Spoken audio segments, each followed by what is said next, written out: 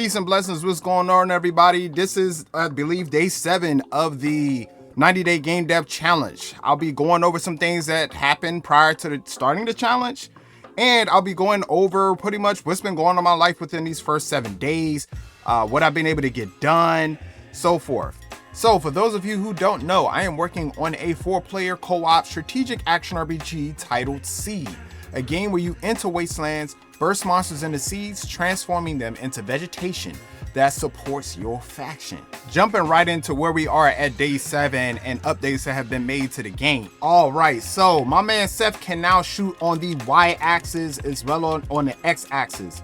And the reason why I added this is because in the previous build, you could only shoot on the X-axis and hit enemies on the ground and shoot grass on the ground.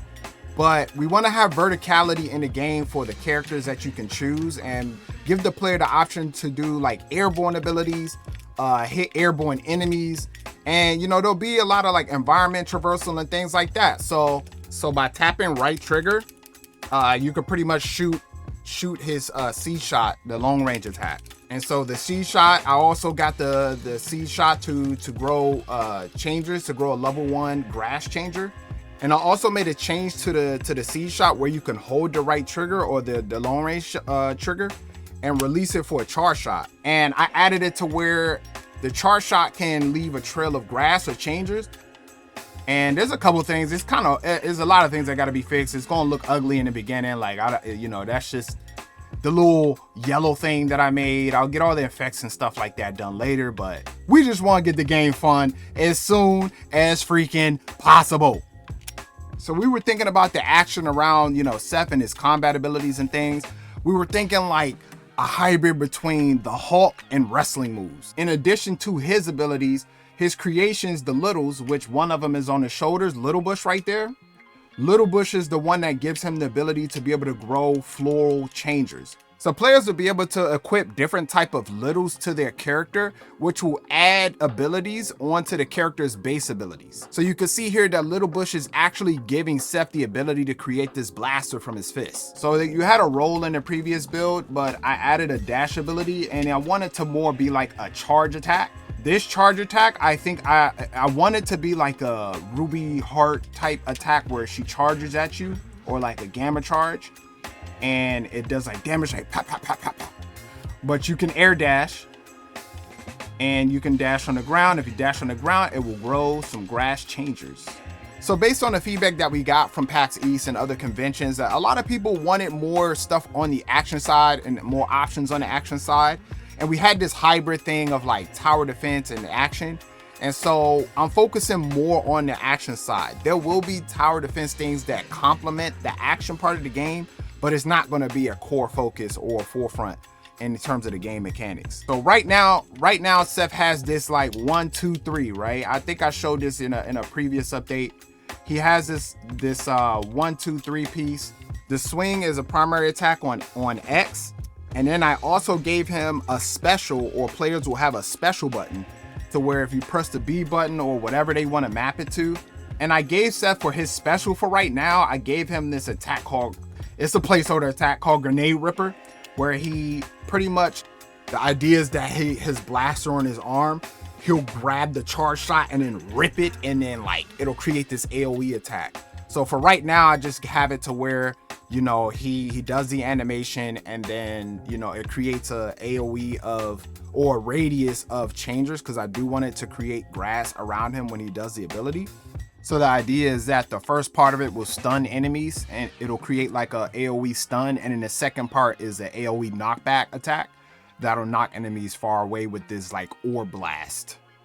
So the next thing is that I gave the player of the ability to nurture. And if you saw the previous build, only the Littles have the ability to nurture, like Flo and Ray Ray. They have the ability to nurture, and what nurturing does is that it levels up the plants / changers to the next level to where they'll benefit the player in terms of dropping health or shooting at enemies, giving you attack power and so forth. And so I put this on the RB button or R1 or whatever controller that you'll be using, and I want the player to be able to nurture things if they don't have any Littles around them. And I also want them to be able to heal other players, possibly heal NPCs, heal enemies, and so forth. And there's some reasoning behind that. It's more so if you think of like mercy mechanics. The most important thing is the fun, right? If this does not add to the core fun of the combat and the game, it's getting taken out. I also added the harvest. And so the harvest was in the previous build that we showed, the public demo, the PAX EAST demo that we showed.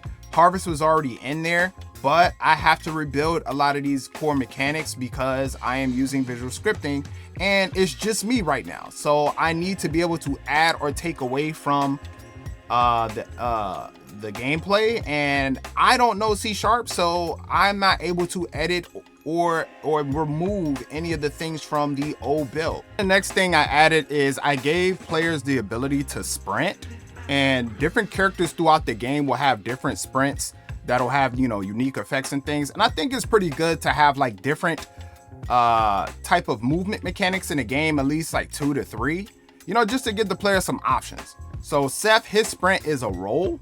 So you could think of the sprint having 3 different functions, one of them being biome traversal to get you across the map as quickly as possible, whereas the dash is just a short thing to use in battle when you're in like small areas or fighting enemies in a group. And it can also be used to cover up the environment with changers, which different characters will have different effects and loadouts for their sprint. I really love discovering and exploring new environments, especially nature, and that's going to be a big part of the gameplay in this game. We definitely want to have that complement the combat in some type of way, in terms of how you're covering territory, how you're getting new items to take back to your hub and build your loadout and stuff like that. You know, I'm putting a lot of my personality and my character into this game. I'm a very adventurous person. And in the previous build, we had this isometric thing going on and you couldn't really get a sense of scale with that. So that's one of the reasons why a lot of these features and changes have been made from what we previously had.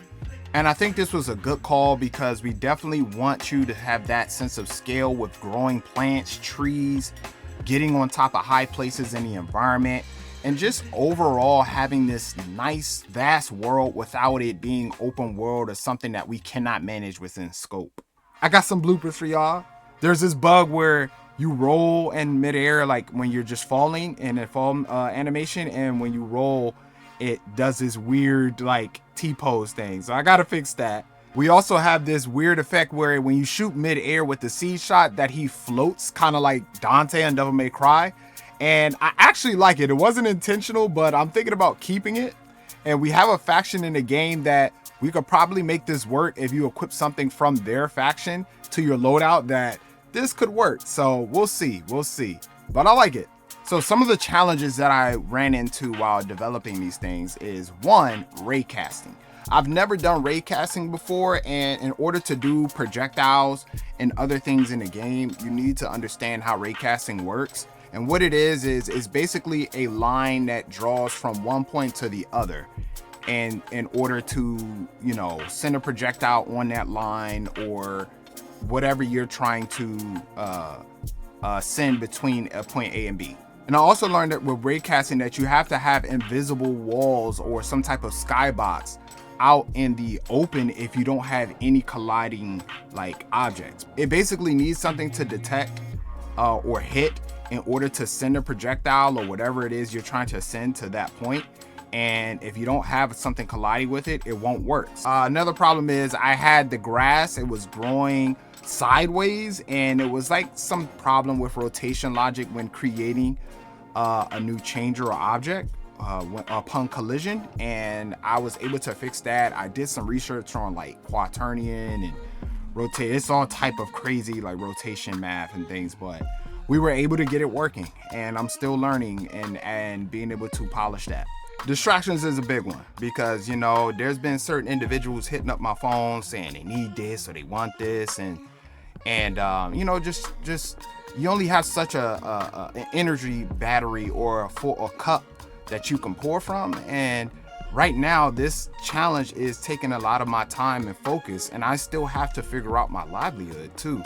So, you know, that's one of them. I won't put things on like external, it's internal too. Like, you know, oh, I shouldn't have watched this video, or ah man, that was a waste of time. Like I could have made better use of my time with this, or removing this habit. So just drawing a line, you know, having that internal boundary with people and myself in terms of things that can drain my energy and that will not ultimately be great for me to fulfill my path. The last thing is I'm still navigating livelihood. I'm figuring out, like, after I'm getting like my flow of content a little bit, I have to figure out what I'm going to do livelihood wise so that I can win this challenge, because that's one of the things in this challenge is to transform and build a new life for myself that is aligned and ultimately for me personally aligned with God's will. And so, you know, I got to figure that out. And I know that my internal gifts that I was blessed with and the knowledge and resources that I was getting access to and everything, that we can do that. It's just taking me time to figure out exactly what that is and how to go about it. So, but that's one thing, because if I can't feed myself and I can't, you know, take care of myself, then it's going to be very difficult to maintain development in addition to, you know, finishing a game. Ideally, I want to be able to have a team on this, and I'm doing the solo dev thing right now because that's what I got to do. But ideally, you know, I want to be able to position myself where I can take care of myself and my salary, and also bless someone else with salary and financial opportunities to be able to make video games. But just stay tuned and make sure, if you haven't already, subscribed to the channel, hit the like button so that we could share this challenge. And, you know, anybody that may be making video games and want to join in on this whole thing, man, you're not alone. If you want to create something or you want to build a dream for yourself, you're not alone. That's basically what this challenge, one of the things that this challenge is about, to show that we can do it. Just showing y'all real life and game development with the most high definition. Anyways, I love y'all, man. As I seek first the kingdom and the righteousness, we prevail. Bare hand, we out.